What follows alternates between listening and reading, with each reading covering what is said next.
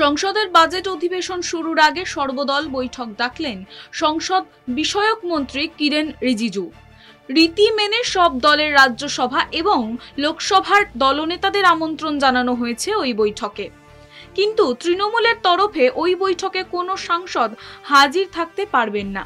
নিজেদের অপারগতার কথা জানিয়ে রিজিজুকে চিঠি লিখলেন তৃণমূলের রাজ্যসভার দলনেতা ডেরেক ওব্রায়েন। 24 লোকসভা ভোটে ব্যাপক সাফল্য পেয়েছে রাজ্যের শাসক দল। 42 আসনের মধ্যে 29টি এসেছে তৃণমূলের দখলে। কোথাও কোথাও রেকর্ড ভোটে জয় এবং বহু গেরুয়া গড় উদ্ধার ঘাসফুলের।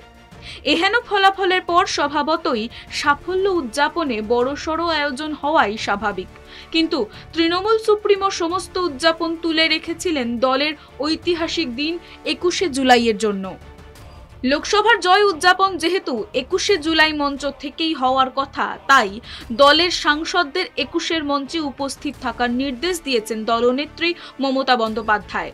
তৃণমূলের সব সাংসদই ওই দিন 21এর মঞ্চে থাকবেন বলে সূত্রের খবর। সে কারণেই 21শে জুলাই কেন্দ্রের ডাকা সর্বদল বৈঠকে উপস্থিত থাকতে পারবে না তৃণমূল। ডেরেক এদিন চিঠিতে রিজিজুকে জানিয়েছেন, বাংলায় প্রায় 30 বছর ধরে 21শে জুলাই শহীদ দিবস পালিত হয়। ওই দিন আমি সহ দলের সব সাংসদ রাজ্যেই থাকবেন। তাই তৃণমূলের কোনো প্রতিনিধির পক্ষেই ওই সর্বদল বৈঠকে যোগ দেওয়া সম্ভব নয়।